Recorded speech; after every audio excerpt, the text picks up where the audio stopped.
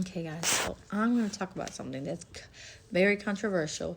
Trigger warning to candle makers out there that use these tactics. Some of you guys are actually honest and you're just saying what you use, some are not. But again, trigger warning, I'm not trying to offend anybody. I'm just thinking about the consumer right now, and I just want to put what I think out there, and it is based off a lot of research and a lot of information. Do with the information as you may. So we live in a world where we're trying to be very eco-friendly. Everybody wants something that's clean and good for the environment, and that's absolutely wonderful. There's nothing wrong with that. But I take certain things with a grain of salt. People use a lot of terms now as marketing strategies versus what it really is, and they have not done their full research. Even there's a lot of new candle makers out there right now who maybe just don't know. Others are just in it for the money, and others do know and have wonderful practices, and I follow some and absolutely adore them. There's nothing wrong with saying you make soy candles if you make soy candles. There's nothing wrong with saying that you use essentials if you use essentials. But when it comes to the words clean and toxic and toxin free or toxic free used interchangeably and in all aspects, it is a very, very gray area. It's not a place where I feel comfortable. And I think people and candle makers really, really need to be more careful with those terms. And as a consumer, you need to be more careful as to what you consider clean, toxic free, and how you're determining those factors, okay, and what that means to you.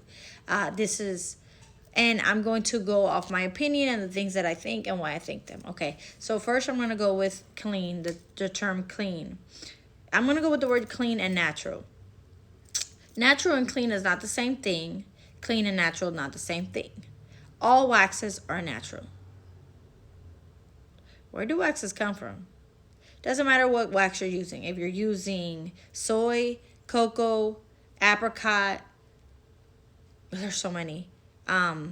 Any kind of blend, paraffin. What's that other one that nobody uses anymore? It'll come to me. I don't have it, but there's another one that pretty much isn't used anymore, even though they've reformulated it to be clean. All of them are clean waxes. They are all natural. They all come from the ground. Now, are some more environmentally friendly than others because of the refinement process or not needing refinement? Yes. So when it comes to that, soy is very eco-friendly, but they're all natural. Absolutely all of them are natural. So if you're worried about natural, please don't use the type of wax as far as natural. Nothing wrong with saying what wax you use, okay? Just that natural maybe is not the word that you're wanting to use. Just food for thought. All of them are natural. So if you're looking for a wax and you're saying, oh my gosh, it's so strong, but I don't want to use it because it's not natural. It is natural. The things that we do afterward are what makes them not natural. Okay, and I'm going to get to that too. So when we're speaking of fragrance oils, this is really where I would say most of the concern should come. Okay, not all of it, but a lot of it. At least 50% of it. I'm gonna tell you what the other 50 is. But 50% of the concern really should come from the fragrance oils that you're using, because those oils are chemical components. Okay, and some chemicals are some raw materials and items that are used to formulate those fragrances could be carcinogens and could be not so safe, or for example, you shouldn't use them past a certain usage rate. Okay, so we have two or three things to go off when we do that. One is Prop 65. So if you're not familiar with Prop 65, it's a list. It's a California list, but you can use it everywhere, and you should be using it no matter where you live. So that Prop 65 list is an entire list for with raw materials that are known to be carcinogens. So when I use fragrance oils, I look at this, okay? And if you see that it says it's not on the Prop 65 list, you can go ahead and use that, and you can call that scent a clean scent, or however you want to, market that. But you can say that because it's not on that list. It doesn't have those materials that's safe. When you're looking at oils, I'm not a chemist, and I'm not an aromatherapist.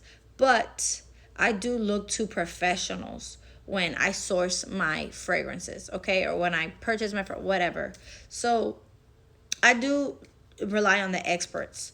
If a fragrance does not have that, I'm not saying don't do it, but me personally, I'm not going to sell or make a product that does not have a list that I can go off. That other list that I wanted to tell you is called the IFRA. The IFRA is the International Fragrance, the International Fragrance. I lost it. Association, something association. So that they have percentages and rates to where it's allotted for you to use in certain products. All products cannot handle the same amount of oil or should have the same amount and different things of that nature. So in that list, it'll tell you how much something can have. Hey, use this. You can only use up to this much.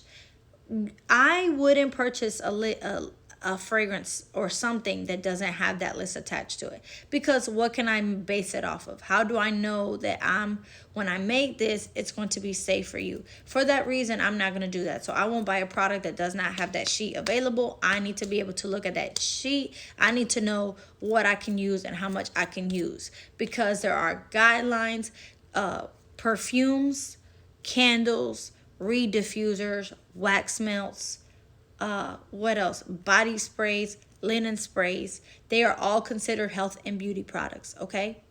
All of them. That means that because they're being exposed to your skin, on your sheets, you can rub them, you can touch them. You need to only use a certain amount, okay? Because that's what they say that is considered safe to use. So that's another part. So that's something that I do. And each oil and each thing that you purchase is going to have a different rate. Okay. And it's going to also have a different rate based off what you use it for. A product that is going to be used for as a lotion might not have the same amount that you would use for a perfume. And these are things that as a consumer, I know you don't know. And it seems extensive. It's a lot of education and game that maybe you don't need because you're not making them. But it's good to have a general understanding of how things work so that you don't you don't start buying into these scare tactics, or you start buying things, or you start using certain words without really being familiar to the weight that they hold and what they really mean. So that's something that I just wanted to make you guys aware of, and some of the things that I use when I consider something clean or when I consider something toxic free, because things can be natural and be toxic. I mean, the sun is natural, but you wouldn't go out in the sun like an extended amount of time without putting on sunscreen, because you know that it can cause that there's something an effect behind that, right? You know that it's not good for your skin. It can give you wrinkles. It can cause you skin cancer. So does going out in the sun one day, does that mean all of a sudden it's toxic and you're gonna get sick? Absolutely not. But can you? You absolutely can. But there's other factors that go into that, right? And that's really what I'm trying to get at with the candles, and why to take things with a grain of salt, and why to do your research, and why to have just a general understanding of how things work, okay? So another thing that I'm going to say is essential oils.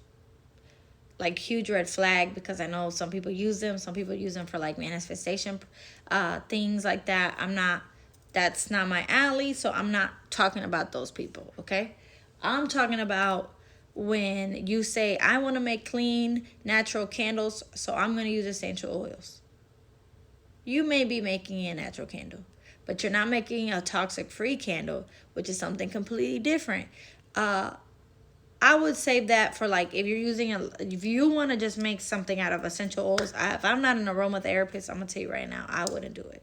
Okay, because essential oils are very tricky. I know that we're in the world where one person does it and everybody wants to do it too, so everybody's just falling in line, right? That's kind of like what we do.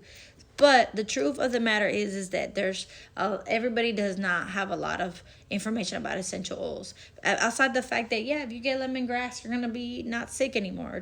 But no, Aromatherapists know about essential oils, how they work, and which ones are toxic and which ones aren't toxic, and how they work together. So if you don't have that knowledge, please keep them out of candles. First of all, many essential oils are known to cause harm to dogs. Many of them are toxic within themselves. If used in a certain type of way, I can't even go down that rabbit hole because I'm gonna be honest, I don't have all the information. But I would stay away from formulating candles with only essential oils. First of all, essential candles with just essential oils are not going to produce the fragrance that you're going to get from a candle that's made with Bath and Body Works. Do Bath and Body Works promote essential oils in candles? Yes, at a very low dosage. Not a candle just made. It has other fragrances to make up the smell, not just essential oils. Okay? I want to put that out there. I have candles that say made with essential oils because the chemist did put essential oil in it, and they tell you which ones they use. I don't break it down all the time. I do sometimes, I don't always. So like my Tranquility candle is absolutely amazing. It is a lavender and mint herbaceous mint blend that has essential oils, and you can really tell too. But that was made by a chemist. The person that makes that fragrance and sells those fragrances is a licensed chemist, and she knows what she's doing. She's been in the fragrance industry for a very long time. So if you're just grabbing essential oils and trying to make a fragrance for the candle, and you're saying like, I'm